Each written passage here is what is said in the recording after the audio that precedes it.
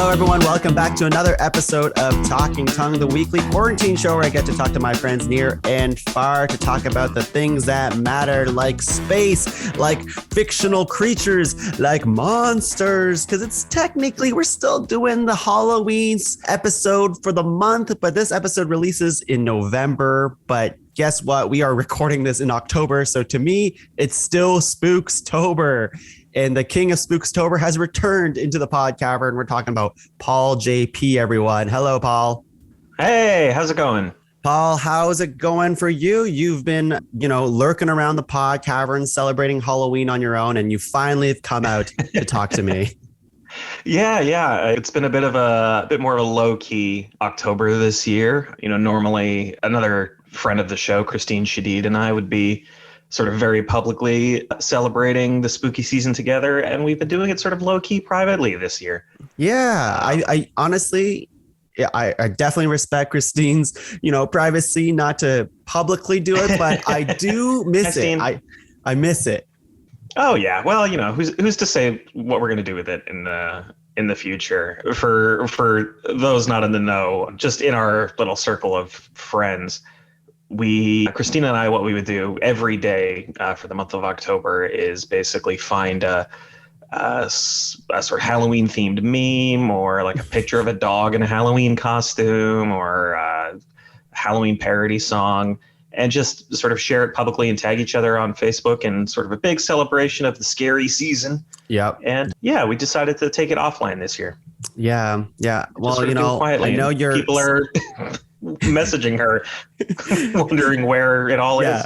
We're like, are you okay? Is everything all right? Because I've seen zero Spookstober anything. Although I did send her that Slash Street Boys thing because it made me think of Spookstober. And Christine said this is a perfect Spookstober item that she could have posted and would have if, she was still using the social medias in that way. She didn't want to hurt your feelings because, oh no, that was we.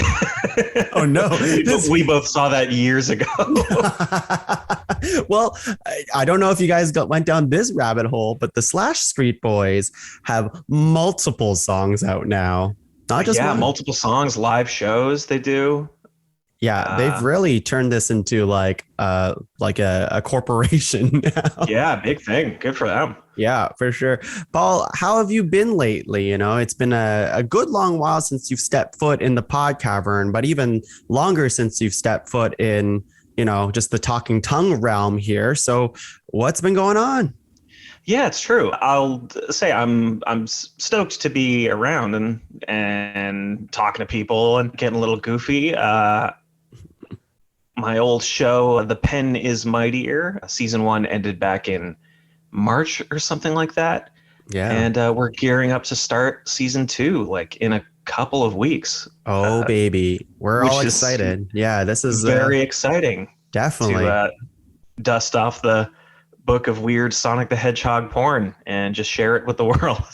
Oh, man. How much Sonic the Hedgehog? I was going to ask how much Sonic the Hedgehog porn is out there, but there obviously is a lot. There has to be a lot. Yeah, it's sort of a question of how much Sonic the Hedgehog porn is out there versus how much Sonic the Hedgehog porn do I have saved to my computer. You have a dedicated hard drive just for the Sonic the Hedgehog. For the express purpose of reading it in front of people. Right. Oh, right. Of course, because it's, written porn, not visual porn. And we have to make a distinction. Oh, yeah. Yeah. You like it described to you, not actually seeing it. Man, Paul, tell me about... classier about it when it's written down. Oh, man.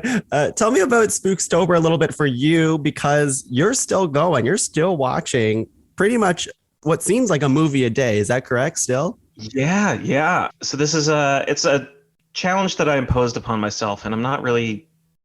I don't know why I started doing it. It was just something to do in the month of October, I think, while I was unemployed one year. I started working at a Spirit Halloween and also decided that I was going to watch a scary movie every day, one for every day in the month of October. And the first year I did it, I managed to get all the way through it because I wasn't really working as much.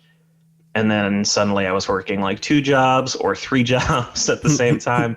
And for the next couple of years, I didn't manage to do it. But last year, with the pandemic happening, I had a lot of time indoors. and I managed to do it again, 31 movies in 31 days. And Wow. we're recording this on the 29th of October. And so far I have watched 28 movies in 28 days. So, Oh my God. Do you have a favorite so far? I have a few. I mean, there's so many to talk about, and one in particular that we're going to be talking about later. Yeah, so one thing that I have tried to do is watch each day to make it a movie that I haven't seen before. Yeah. So for almost 100% of these, I'm seeing them for the first time, and then just sort of sitting with my thoughts and then talking about them the next day. Right. I'll do like a post on Facebook just about this is a movie that I watched yesterday. Here's what I thought. And Yeah. like sometimes I want to go back and I want to talk about them a little more. One movie I saw that I hadn't seen before was The Autopsy of Jane Doe. Okay. Tell me about that one. It's about this coroner and his son it's weird to say emergency autopsy, but they are sort of closing up shop for the night, and a cop brings them a body of this unidentified woman who was found in the basement, like half buried in the basement of this house where a grisly crime has taken place. Mm-hmm. This horrible murder. And the cop is saying, for the media, I need to have a win. I don't have any information about why this murder took place, but I need to be able to bring something and say that we have some information. We've done a little bit of work today. So if you could do this autopsy tonight and get me the information basically as soon as possible, I would really appreciate it. So they start doing it as night is happening and a storm is getting worse outside. And as they start doing this autopsy, they notice that things are unusual about the body, like the bones in her wrists are completely shattered, but there's no bruising on the outside. Or her lungs have signs of like severe smoke damage, but there's no sign of it again on the outside of her body. So it's very unusual. And then of course other weird, unusual, supernatural things start to happen in the building. And it genuinely scared the crap out of me, this movie. It was so scary. That's saying something, because you're really used to the spooks, I feel like. You watch a lot of these types of movies. Oh, yeah. A lot of my downtime spent watching, basically just digging around. Yeah. Not Netflix. Netflix, I find, at least, it seems like they try to have a little bit of standard for like the quality of horror movie that they have on there. But if you go on Prime Video, I mean, it's just an endless well of. Okay. All right. What about Shudder? You using that Shudder thing? Yes, I love Shudder, and I want to give a big shout out. Shout out to the corporations. Hell yeah. I mean, yeah. Shudder, if anybody doesn't know, it's a streaming service exclusively for horror. And they've got horror movies, they've got TV shows, documentaries. They have one thing I watched called Camp Crystal Lake Memories, or is it just Crystal Lake Memories? But it's like a 3.5 hour long documentary about all the movies in the Friday the 13th franchise. Oh, that's right up your alley.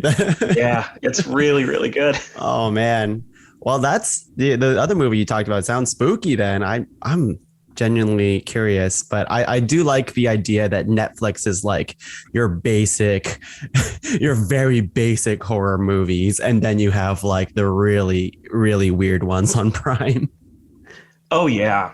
Another really good one, actually one that was pretty weird that was on Netflix that I will give a shout out to is Cam, about a cam girl who finds that a sort of mysterious doppelganger has showed up online that looks exactly like her and has taken control of her accounts. Ooh, that does sound kind of freaky. That sounds too real, though. It's really freaky, and it's too real. And a comedian friend of mine let me know that the script for it was actually written by a former cam girl. Okay. And a lot of it deals with, her trying to get help and trying to figure out what's going on and who this mysterious being is. And of course, nobody wants to help her because she's a sex worker. Right. Nobody takes her seriously. The cops don't want to help her. Her family are disowning her once they find out what's going on in her life. It's really just kind of scary and upsetting from multiple angles. Oh man. Well, Yeah, really, really good movie. sounds like we have the right expert to talk about today's movie, which we will get into a little bit soon, but not yet because we have the news of the week to go through. Just some pop culture headlines that I found. The first one, really fluff material here, which is Vin Diesel walked Paul Walker's daughter Meadow down the aisle at her wedding. Now, that doesn't matter as much. I'm more curious for you, Paul, if you had to have a celebrity walk you down the aisle, who would it be? Oh my gosh. I wish I had a little bit of time to think about this. On the spot, your first celebrity, it could be anybody at all. Let's just say they could be alive or dead. You can have a ghost of a celebrity do it. Okay, I think it would have to be somebody sort of comforting, you know. I think first instinct, well, I'll say second. My second instinct was to go either like Tom Hanks or Robin Williams. Okay, sort of a very like kind, comforting presence. And I'll let you know that it was second instinct because my first instinct was just to say Guy Fieri. Yeah. Like, okay. That's it. Guy Fieri's a nice guy. Yeah, Guy sure. Right. Yeah. I love that. That's a perfect answer. I just saw, and maybe this will bleed into the next thing here. Someone Photoshopped Guy Fieri's face onto Buzz Lightyear in the new Lightyear trail. Oh, the new Buzz Lightyear. Yeah. And it's perfect. I'll send it to you after. It's a really visual thing, so it doesn't really play on this podcast here, but it's really funny. Everybody Google Guy Fieri Buzz Lightyear. Oh yeah, please do. And speaking of Lightyear, did you see the trailer of that? You know, I didn't. Okay. It's good. It's good. I'm excited. Yeah, I've seen a lot of reactions about it. I haven't seen the trailer itself. It's one of those things where I hear about it like, oh yeah, Buzz Lightyear origin movie. Mm-hmm. And it just made me tired. Yeah, you're like, an origin movie? Come on. Yeah, I get it. Anytime someone announces a prequel to anything, I'm like, really? Did we have to go there? But I mean, it's the original Buzz Lightyear. It's not even the toy. It's like the spaceman himself. We got Chris Evans playing it. And I don't know. I think it's just a really well done trailer. They don't really show you anything. It's just music and a lot of shots, and it's beautiful. I do recommend it if you like Toy Story. All right. Well, at the very least, Chris Evans is less of a ding dong than Tim Allen. So let's just say way less of a ding dong than Tim Allen. Tim Allen, questionable human being, but great voice, I guess. Let's go. Let's go into our next story here. I guess still kind of toy related, which is WB's Barbie movie set to feature Ryan Gosling as Ken. Okay. Yeah, and Margot Robbie is Barbie, so that's sure. Two very good-looking people playing these characters. What's the plot of that? Yeah, I don't know. Do we know? Do you think it's a prequel as well? A prequel to what? So I don't know what Barbie does really. Well, okay. She does everything. She can do and be anything she wants. So if Lightyear is the story of, the man before the toy, then maybe the Barbie movie is based on the real life. But I don't know where I'm going with this. It's Barbie and Ken. What do you I'm not sure what I want in a plot of a Barbie movie. I guess I am given to understand that there was a Barbie TV show that people were really, really high on. Really? Like kids? Yeah, apparently it was. Well, I mean, apparently it was just genuinely a very good show. What? That's well made, funny. Okay, all right. I guess just a little bit after my time. How many times do you think Ryan Gosling will take off his shirt in the Barbie movie? Maybe fewer times than somebody else will take off his shirt and put him into, his new outfit for his next job. Oh, yeah. Mm-hmm. Mm-hmm. Well, I have another sexy story for you. Maybe. Actually, it's anti-sexy. It's that, as you might know, Sonic the Hedgehog 2, the movie, Idris Elba was casted as Knuckles. Hell yeah. And he put out a statement saying Knuckles will not be sexy in the movie. Now, Well, I does this mean, disappoint you? he says that Knuckles won't be sexy, but I've got a hard drive full of material. Yeah. And, with your vast knowledge of Sonic the Hedgehog porn, your vast knowledge, how many times is Knuckles sexy? I think it's weird to be talking so seriously about this, but Yeah. it feels like Sonic is really, the sexual hero of the franchise, and Knuckles is just really in a lot of cases reduced to his wisecracking friend. I see. So I think it was time to really sex up Knuckles, and they've missed an opportunity. Well, you might be right where Idris Elba's like throwing us a curveball, saying he's not sexy, and then like during the movie, he's, I don't know, strips his fur down or something. Oh God, I can't talk about this seriously. Okay, we got to move on. We got to move on from this Sonic talk. Let's talk about Timothée Chalamet. Dune just came out. I think a lot of people might think that we were going to cover Dune this week on Talking Tongue. Does this movie interest you at all? I just saw it the other day and I really liked it. So I am jealous. I do have tentative plans with a friend. We were going to maybe see it this weekend, but also possibly next week. There's a lot of movies right now that isn't it crazy? Have been like, we're going to go see this movie, and we're also going to go see this movie. It's like, oh, okay. Yeah, it's a lot. Ooh. I was just thinking about this the other day, where it's just been kind of an avalanche of movies pent up from the pandemic that are just coming out like in a span of like October, November, December kind of thing. Like they're all coming out now.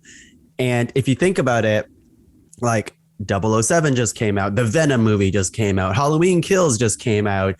Dune just came out. Last Night in Soho came out today. And yet amazingly, with all of this in theaters, the movie that I went to go see was The Last Duel. Oh my God. I heard it was okay. Was it okay? I mean, I liked it, but I would not be surprised if anybody told me that they didn't. Yeah. I mean, for starters, it's a historical drama starring Matt Damon and Adam Driver. And also Jodie Comer, I think. Yeah, and I mean, I guess if anybody's sort of familiar with the content of the movie, then they wouldn't need a trigger warning going in. But there's a couple scenes in there that are viscerally upsetting. Oh, really? They go for it, and it was like, oh, you didn't have to show that. We have another Ridley Scott movie coming up, because this was a Ridley Scott joint, right? Yeah, it is actually. Okay, all right. So what a segue. I assume, well, it would have been a great segue if I bled into the movie. Let's just say a xenomorph doesn't show up in The Last Duel. It's safe to say. Well, I mean, have you seen it? No. Well, so how do you know? That's true.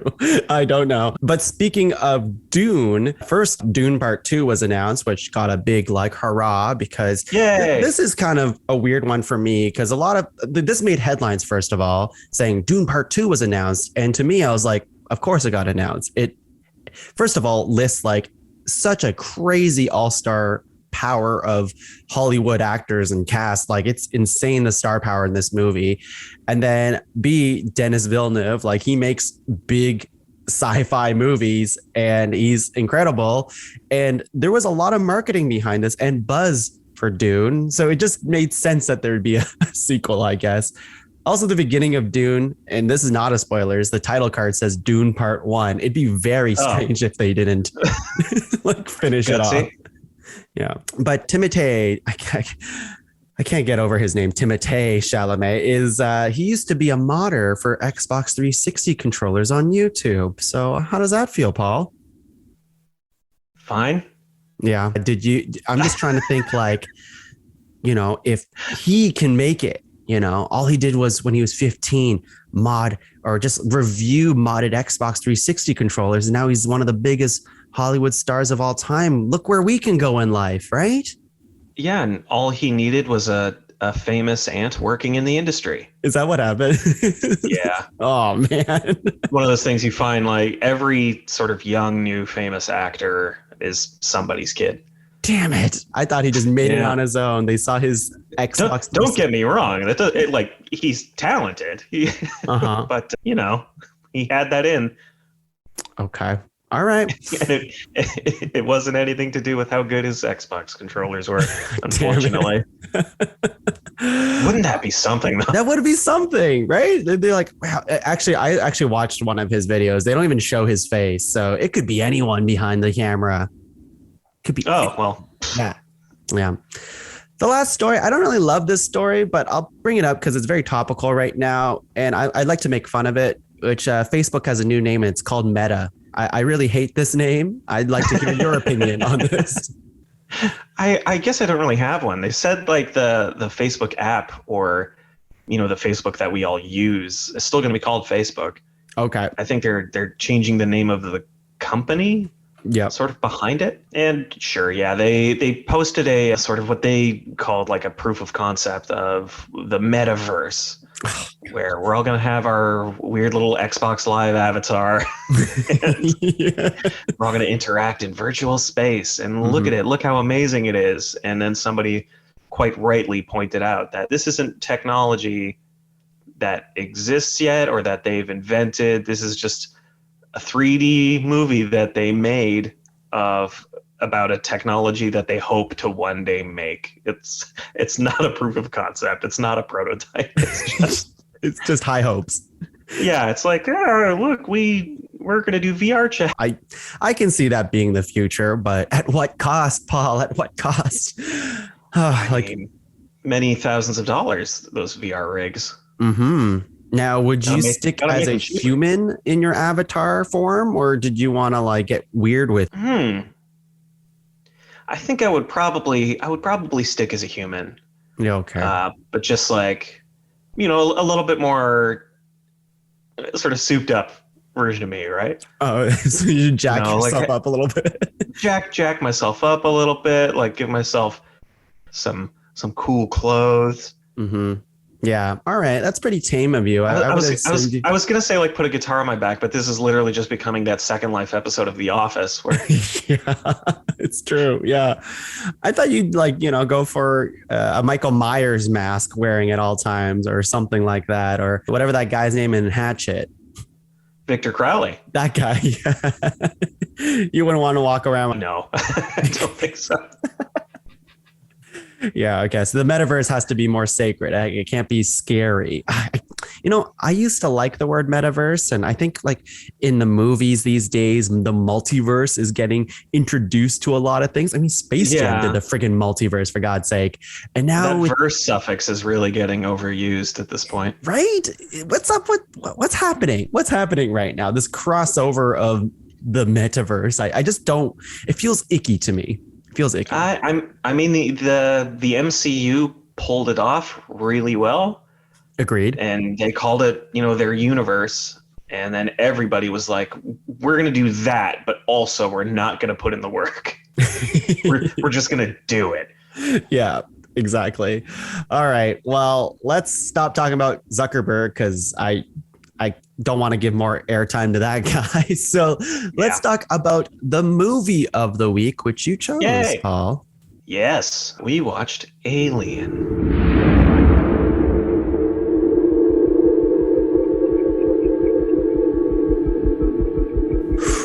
Whoa, 1979's Alien, the first one. And I haven't seen this movie in a very, very long time, Paul. I'm not sure how long it's been for you. I honestly couldn't say because I had it on and I was thinking like, it feels like I haven't watched this in a while, but all of this is very familiar and it's just rushing back. Like a sort of deep visceral place in me. This movie always sits. So yeah. Would you say this is like one of those, like, I feel like Alien is probably one of those classic movies, classic horror sci-fi movies. Like people know Alien. This franchise has been around since 1979, and they've made sequels upon sequels and reboots and prequels. Spiritual successors. And the prequel Prometheus. And I don't even know where they're at right now. Oh my God. The video most of games. them bad, two of them good. Yeah. But Alien, let's talk about just your relationship with Alien, the franchise. Like, how deeply attached are you to this franchise? For me, a lot of it goes back to I in I think either seventh grade, it might have been ninth, where we were in an English class. We were going over sort of the archetypical or the archetypes of storytelling. You know, the hero's journey or voyage and return, or rags to riches, all those different archetypical structures. And in English class, we watched Alien. Really? Yeah. It's pretty violent for English class. Like, yeah. And our teacher was like, hey, so I want you to figure out what archetype this is and sort of make your case to the class. And I think everybody sort of quite rightly chose this one archetype called overcoming the monster. And I mean, well, I feel like it sort of fit pretty obviously, but maybe, you know, the teacher, he just wanted to watch Alien. So he did. That's a great teacher then, I think. But I remember I made a big deal out of it just to sort of mix it up a little bit, because everybody was basically doing the same presentation about this archetypal structure that it followed. So for my presentation, I decided I wanted to make the case that the real hero of the movie was not, in fact, Ripley, but it was Jones the cat. Yes. You know, him running around trying to warn everybody. Mm-hmm. Mm-hmm. He understood danger right away. Did you ace that presentation? I don't know. I think I probably got a little bit of credit for at least deliberately trying to think in a different box. But I mean, you can't really argue anything other than Ripley is. I guess so. The headstrong, intelligent, and was right the entire time hero that we all deserve. But, you know, if Jones could talk, then maybe could have been the hero. Maybe. Yeah. I don't need to see that prequel movie, though. The Alien franchise, though, did you watch all of them? Yeah. Weirdly, the first one I ever saw was Alien Resurrection. No way. That's hilarious. The first one I ever saw.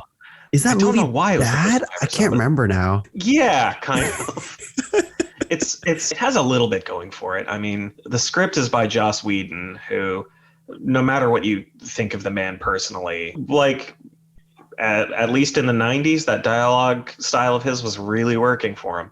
Mm-hmm. Yeah. And it's got, Ron Perlman. Oh, okay. Ron Perlman's in it. Winona Ryder, Sigourney Weaver, of course.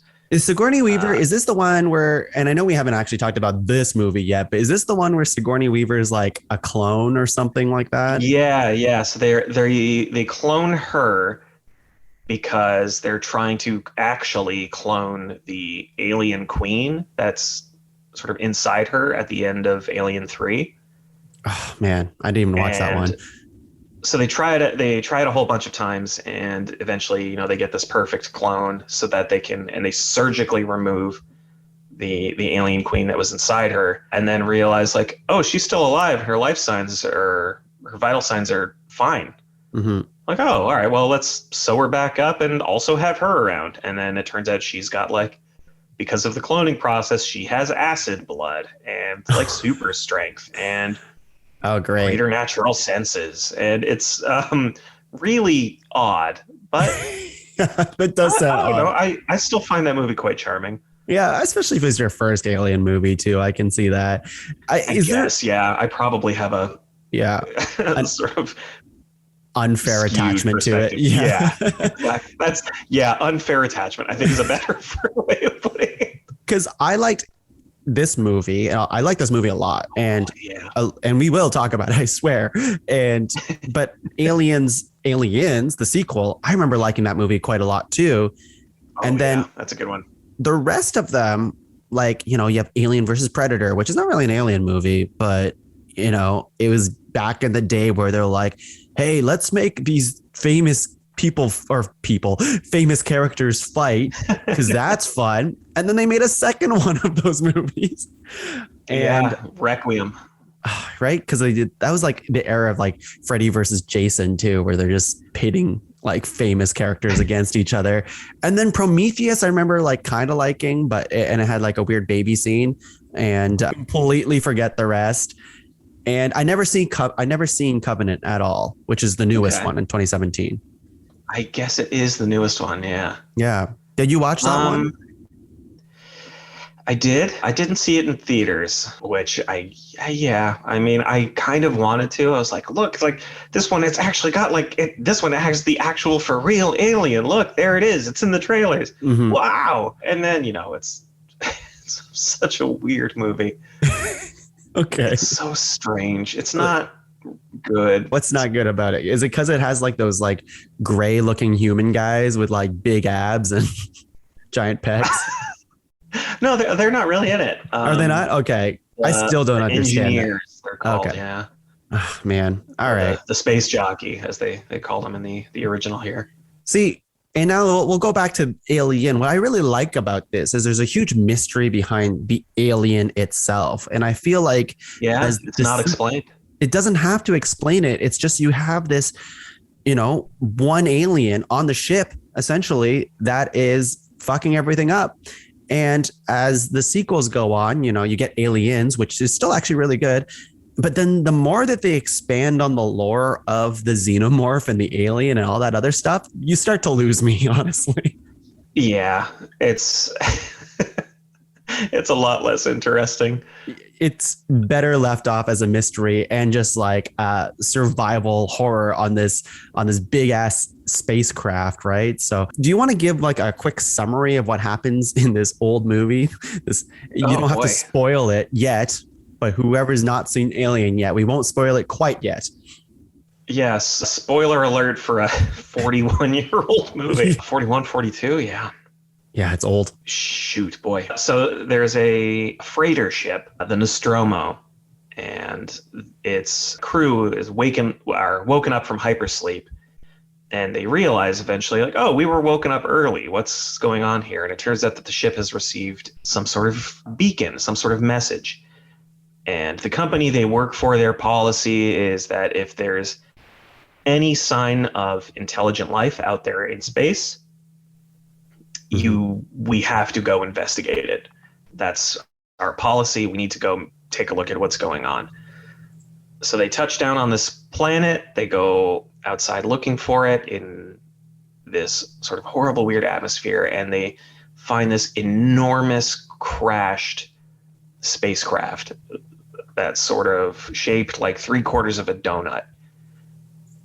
And inside they find this enormous sort of fossilized skeleton that looks like something has sort of burst out of its torso from the inside, and they don't immediately sort of get the hell out of there.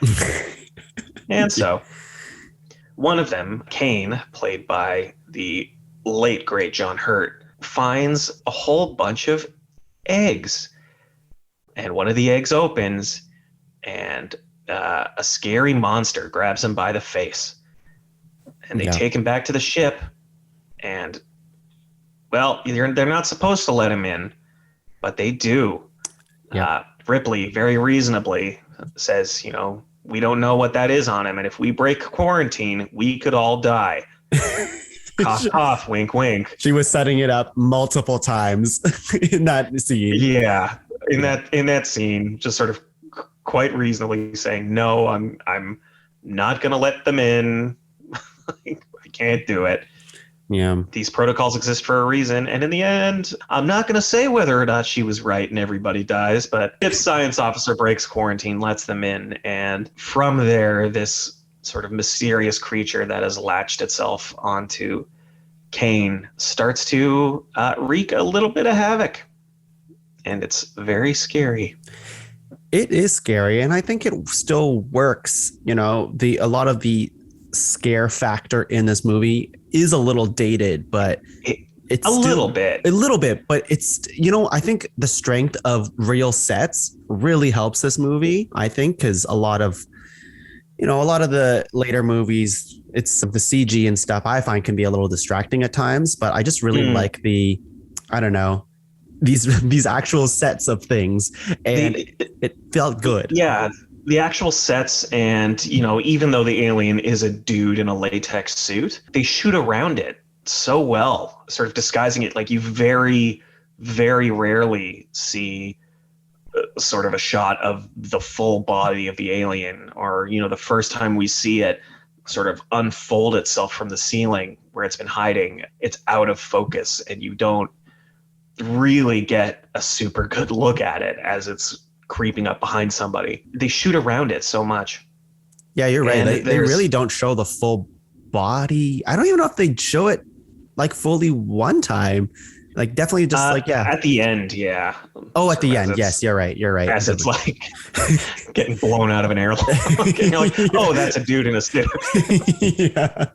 But like, I love the movement of, I've always liked this about the xenomorph, just like the movement of its mouth and its multiple layers of teeth and stuff like that. It's super freaky.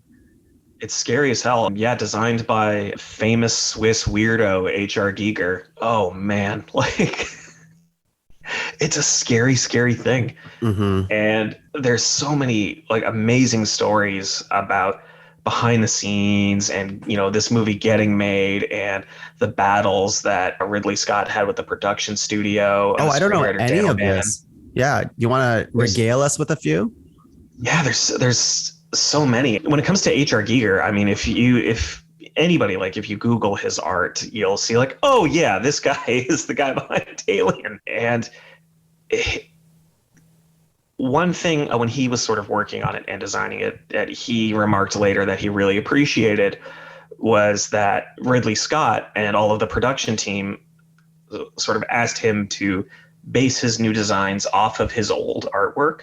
They said, we love your artwork. We love these drawings that you've done. Like, if you could do something in this style, rather than bringing him somebody else's idea or somebody else's artwork and trying to base off that, they said, we want your vision singularly. And that really, really comes through. But so with all of this artwork and then the storyboarding that Ridley Scott did, Ridley Scott did the storyboards for this movie while he was bored, waiting for the studio to get back to him and tell him what his budget was going to be for the movie. Mm-hmm.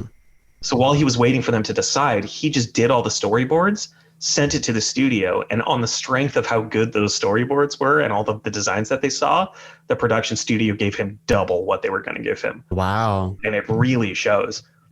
Yeah, it seems like a very expensive movie. Yeah, especially for the time. I think it had a budget of like a little over $8 million, which in the 70s is pretty intense for like especially a horror movie. Right. Yeah. God, that's nuts. There's so many cool, like, I think about, first of all, and now we're kind of getting a spoiler territory, but again, this is movies like 40 something years old. Come on. We're getting watch the movie. There's the robot. Watch Alien. We have Ash, when you figure out Ash is a robot, and all of that is incredible. It looks kind of janky at times when like he's not, like his head especially, but yeah. But it's so cool because, that's a real thing that they like created, and it just looks really, really cool, I guess. And I really like when they're dissecting the parasite version of the alien, when it's more like the face hugger. Yeah. Yeah. That thing, like when they're dissecting that thing and like, using tools and stuff, it looks pretty fucking, I don't know, realistic. Yeah, because they basically bought like a bunch of sheep guts and oysters, and that's what they're digging around in. Oh man, and it shows, honestly. Like, you can see it, and I'm like, fuck, this reminds me of biology class right now. Yeah, they for so much of that stuff, and like the sort of the like meat or whatever inside the egg when it opens, like, is cow stomachs and things like that. They would just go to the butcher shops and basically think, because like we could make all of this fake, but it doesn't have that sort of wet, gooey realness that we want. So they just used a whole bunch of like real meat and things. Oh man. And even when they do which I think is, well, we talked about this in top 5 fictional death scenes on Ranked, but the iconic scene of the alien coming out of that guy's stomach in the dinner scene, the spaghetti, when he's eating spaghetti and stuff like that. It is wow, incredible. legendary, this scene. The myth being that it was done all in one take. It was actually done in 2 takes. Okay. Still pretty impressive. Still pretty good. Do you know like the story behind that scene? No, tell me. But yeah, this sort of legendary scene where the alien sort of fights its way and punches its way out of Kane's chest. So all of the actors there knew what was going to happen.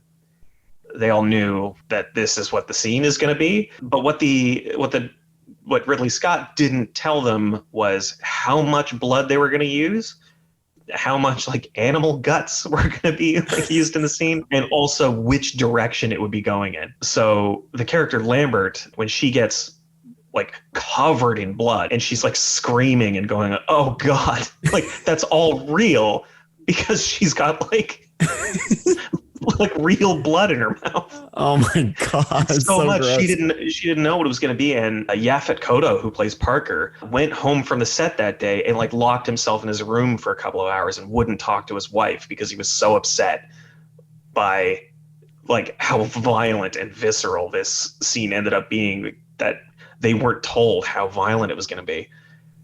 Oh man. Is that like because that's an amazing, I love when directors do that, in the way that they like hide a little secret so they can get the real reaction from their actors and stuff. Yeah. But is that like a big no-no in this day and age for like a scene like this to happen? I wonder, because that's pretty gross. I mean, there's probably like rules against spraying animal blood into people's That's what I mean. Yeah.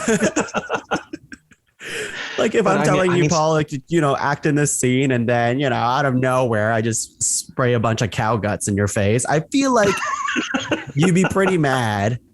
I might write to my union rep. Yeah. There is a lot of fun deaths in this movie too. And it does play the horror element in this movie is just so well done. The tension that they build, because it's a slow build. Like you start really very slow at the beginning of the movie in terms of like what could happen. And then I feel like as soon as the face hugger goes on that guy's face for the first time, everything starts to build quite steadily and then quickly towards the end. Yeah. It's paced so perfectly, this movie. Like there's no dialogue for the first 6 or 7 minutes. And then when things really kick into gear, it just goes. Mm-hmm. It escalates so quickly. The facer coming out, them looking for it, and Brett getting killed, and then deciding like, oh, well, it's traveling through the vents, so we're going to go into the vents like right now. And, you know, like 6 minutes after the first guy dies, like we get another death. And then like 4 minutes after, like everything just picks up and the pace increases. It's so well done. Yeah. And then everyone dies. And then, well, almost everyone. Yeah, that's true. Ripley did survive. And I heard, maybe I'm making this up, but I thought I heard an ending where Ripley doesn't survive. Is that true? I'm not sure about that. I know that the first ending they had was that when the ship self-destructs, the alien is on it and she manages to just escape into the shuttle. And then Ridley Scott went back to the studio and was like, I need you to give me another $500,000 so that we can do what's essentially a 4th act and have the alien sort of on the shuttle with her. Yeah. And then you have like the iconic, you know, you get a little bit of Sigourney Weaver butt crack towards the end. Yeah. I would say like iconic outfit when she's in her, like, you know, like tight underwear and white shirt. I feel like that's like been used in like video games and stuff like that. Like that's a costume you can wear. Yeah. But the kicker there is that sort of generally speaking, people really hate that. Yeah. Do they? It's just the gratuity of it. It's unnecessary, pretty much. It's unnecessary. And actually, James Cameron, when he was making Aliens, said, like, that's the one scene from the movie that I really, really hate. And I've always told myself, like, I saw that and just had, like, a gut reaction of, I am never going to do that to a woman in any of my movies. It's just like her underwear didn't have to be that tight. I guess it's just tight and doesn't even fit her. Yeah, but, and then she climbs into her like astronaut suit and then proceeds to kick the xenomorph's ass, I suppose, by, you know, blasting it with the engine. Yeah, while singing "You Are My Lucky Star." Yeah. Did James Cameron do Aliens? I didn't know that. I thought it was still really. Yeah. Aliens was James Cameron. Wow. And then, oh shoot, who did Alien? I have the Google. Fincher. David It was Fincher did it. David Fincher. Yeah. Wow. Wow. Yeah. Yeah. Three. A lot of people have had their fingers in this franchise. It's No kidding. Wow. a lot of really good movies. Question in terms of the technology. I always love, we watched a bunch of 80s movies at the beginning of the year because Laura was doing a class where it was examining how the 80s movies depicted technology back in the day. And Oh, cool. yeah, it was really cool because she watched just a bunch of just old movies like this that were like, giant computers. In this movie, they have like mother who's just like, a really shitty computer setup, and you have like the green typing on the screen, and it's like, this is how computers work, right? And I love it. So like in this movie, you have that, and you're just asking questions to this computer, which just happens to know everything, I guess. And also the keyboards on the computer and the technology, I really like too, because they remind me of like kids' toys, because they obviously have things like, I don't know, release oxygen. There's a button for release oxygen. There's a button for like cancel. It's amazing. Yeah, it's super cool. And on set, what they did was they rigged that anytime like a button was pressed, it would turn on a light somewhere else on another set, like somewhere else on the set, or it would light up another button over there. So that when all of the cast were like on the bridge and all like working at their consoles, it made it sort of look more realistic, as like, one guy would press a button and then on the other side of the room, it would light up a certain part of the console. So it'd be like, oh, they're like working together, and cool. Everything they're doing sort of relates to each other. Just like a really small little touch that was probably a lot of extra work for the electrician. Hey, but I appreciate the effort for sure. Yeah, it's just a little thing that shows how much, like, I mean, obviously they put so much care into this, but they were thinking about so many little things. Oh man, like I think about when she's self-destructing the ship, and just that system of, I don't know, cylinders that you had to like turn to like make those things rise really slowly, and like this monster could be right behind her the whole time. Like the tension is so good. It's so good. And just that technology in general, I just love the idea that it just comes like, it's like the little panel, 4 cylinders have to slowly rise off the ground and you have to slowly lift it and stuff. And then when she's like, oh no, I made a mistake, I should not self-destruct the whole ship. And she's slowly like trying to push it down with the levers and all that other stuff. Really good stuff there. Yeah, she was just too late. Yeah, exactly. There is a minor complaint that I had in this movie that like doesn't probably hold up to, like they can't make movies like this anymore, where just the amount of strobe lighting towards the end of the movie is intense. Oh. Yeah. It's a great horror effect, I think. And I don't really get affected by those types of flashing lights, but I found like in this movie, it lingers for quite a while, these flashing lights. And it became like disorienting, I think. I don't think I was like getting into like any sort of seizure fit or anything. I've never had one before, but I can see this being really triggering for people who are sensitive to that kind of stuff. Yeah, sure. And I would agree with you that, for a movie made at the end of the 1970s, they probably weren't thinking about that. They weren't thinking that for sure. Yeah. They're like, more lights, more flashes. Yeah. But I mean, like, it really helps with this idea of the xenomorph because, with the flashing light, you can only barely make out the xenomorph, which is, I think that's what they're going for, right? So as it's kind of like approaching, it's like, oh shit, there it is. But I can't really get a good read on it because of these flashing lights. Yeah, it's still a good effect. Don't get me wrong. Just a little like, ooh, it's a bit much. The last question I have for you is Alien versus Predator. In your mind, who wins in a fight? Well, I mean, we know who wins in a fight. Predator wins. Do you agree with that though? I mean, we saw it. The first inkling we have of that is at the end of Predator 2. I mean, where we see Predator 2, we see like on a Predator spaceship, we see his trophy wall. And while, they're lingering, of course, on the human skull that's on the trophy wall, there is a xenomorph skull on the wall. No. Oh, wow. No way. I never seen Predator 2, so I don't even know. Wow. Predator Okay. 2 is rad. It's okay. It's so nuts. It's like it set in the middle of LA, like during a horrible heat wave. Uh-huh. And you really feel it, just like the heat and how crazy and upset everyone is all the time because it's so hot and gross and there's so many people, and now they have to deal with this like incredibly violent, murderous monster. Okay. They don't know what's going on. I see Predator 2 has 30% on Rotten Tomatoes, but no kidding, that low. But it could be one of those things where you're deeply attached to it. Or, Rotten Tomatoes, who gives a shit? At the end of the day. When they added Star to Disney Plus, Star is what it's called here in Canada. Is it just Hulu? I don't know. I think it's basically like Canadian Hulu. But the first thing I watched on it when it got added to Disney Plus was Predator 2. Wow. And then I was talking to my brother like 2 weeks later, and he told me that the first thing he watched when Star got added to Disney Plus was Predator 2? Predator 2. Wow. That's incredible. Yeah, it's great. Runs in the family, I guess. Danny Glover, Gary Busey. It's got everything.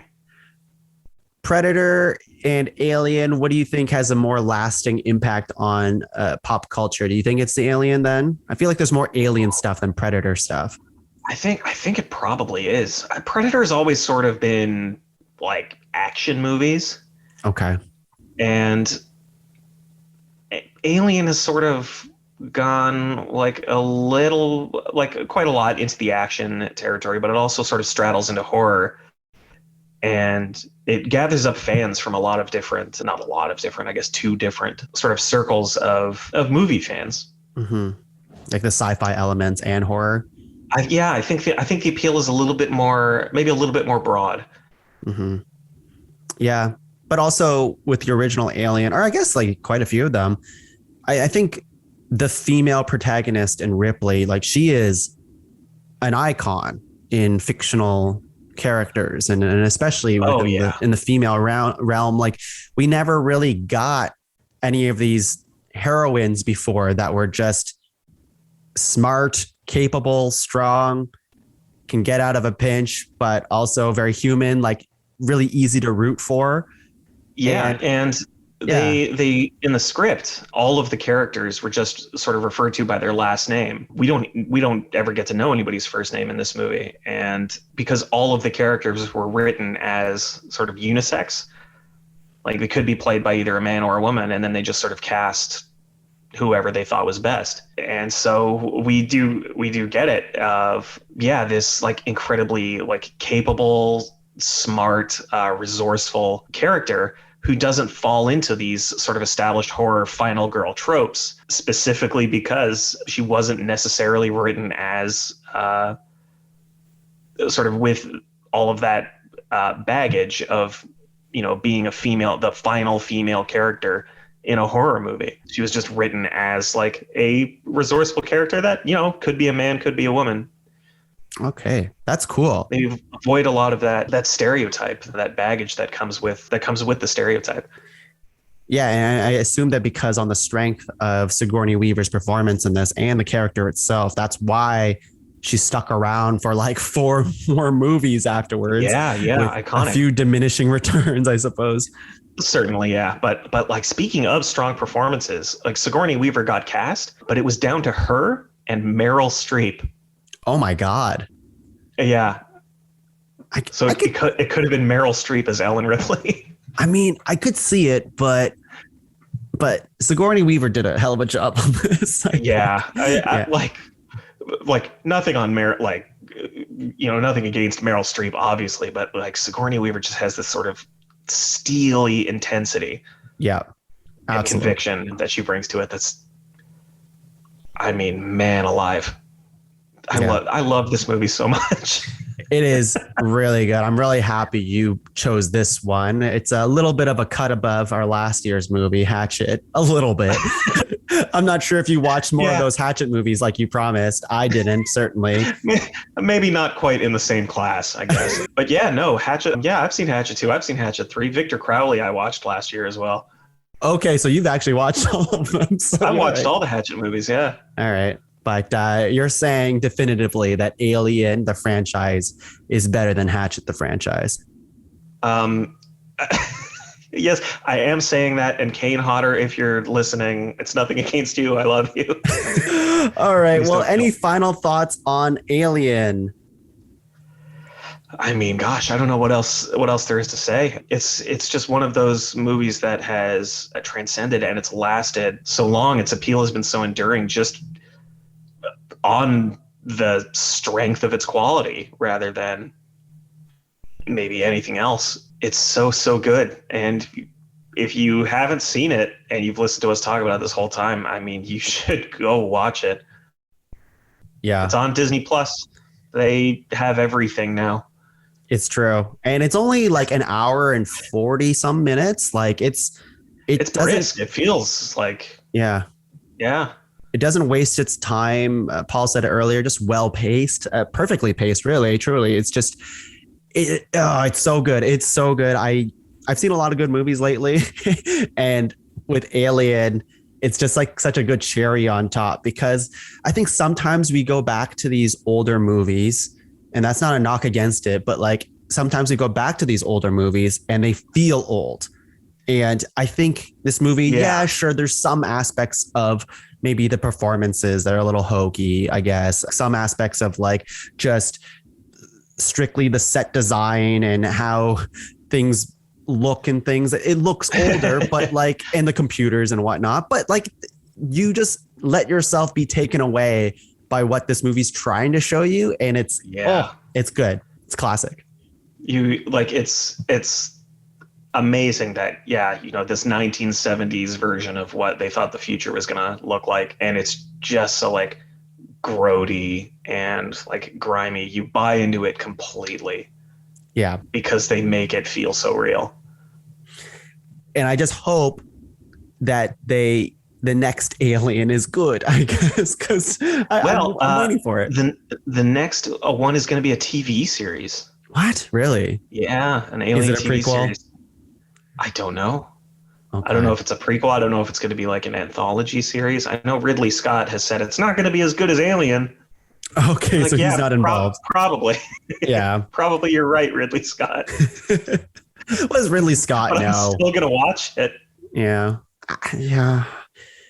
Okay, well, do you want to see, I was just thinking about this too. Do you want to see kind of what they did to Laurie in Halloween Kills, where they just take old Sigourney Weaver, but now she's like really on the hunt to kill all of the aliens? You know, in Halloween, the new Halloween, Laurie's all about trying to get Michael Myers. Like, she's not afraid. Well, she's a little afraid, but she wants to kill him. Do you want to see that with Sigourney Weaver? I think we kind of get that in the sort of the later movies. Oh, do we? Okay. I mean, a little bit. But she's not like old and gray, you know? Like, I feel like they really lean on it. It's like Jamie Lee Curtis is a grandmother now. I mean, she dies in the third one. Yeah, but they could retcon it. They could say Alien 3 never happened. Okay. All right. They certainly could. But I think a lot of that spirit is fulfilled a little bit in, I don't know if you've ever played Alien Isolation. I did not. I heard it's good. It's scary. It's quite a long game, so it wears out its welcome towards the end. But yeah, it is scary, and it realizes that production design you were just talking about, that sort of retro future technology. It's all realized so perfectly, the world of Alien, and the protagonist is actually Ripley's daughter, like heading out into space to try and find out what happened to her mom. Okay, and is it supposed to be canon, that game? I think so, yeah. Oh, neat. I'll check it out. That's awesome. So with Alien, the 1979 version, what would you rate this movie, Paul? I would rate it 130 eggs out of 130. Wow. That is how many eggs were in that pit that Kane fell into. Oh my God. Real? Oh, wow. Okay. I will rate this movie. They used to have 5. And then Ridley Scott was like, I need 130. Seems unnecessary for like one scene, but okay. Yeah. They look cool. I would rate this movie, let's see, 10 face huggers over 10 cow guts. 10 bunch of what other guts do we have in here? Oysters and clams. Guts. Yeah. Wow, Paul. Well, what another great movie to discuss with you here on Talking Tongue. Hell yeah. Oh yeah, I'm curious what you bring to the table next time, next Halloween. But maybe we'll have you in sooner than that because I love your thoughts on movies, and you always watch some goodies too, some nice classics or things that I've never seen. So I'm always in for that. Sure, yeah. Until then, feel free to put me back in my little box. Yep, wheel me back into the cave. I will shoot you out of the airlock and you can hang dangling there for a little while. Yeah, I'll just cozy up. I'll just cozy up in the engine until you need me. Yeah. If you make me mad, I'll turn on the boosters, but otherwise you can just hang out in space. Do you have anything to plug for the people at home, Paul?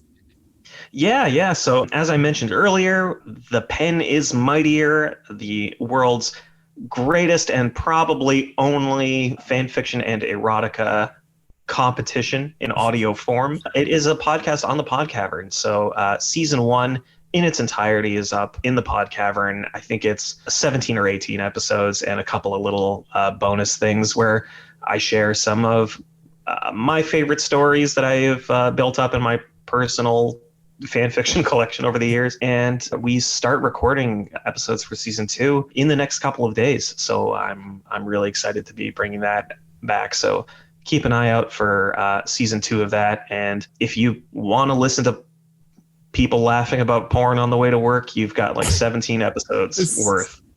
Yeah. Already online. Now, do we get any Sonic the Hedgehog? Do we get any furries in season 2? I bet you we will. Oh, yeah, I'm sure. Well, why else keep a hard drive if you're not going to turn it into content? You can find the rest of the shows in the Podcavern at www.podcavern.com. Check them all out. And yes, please keep your eye on The Pen is Mightier because it is coming back, baby.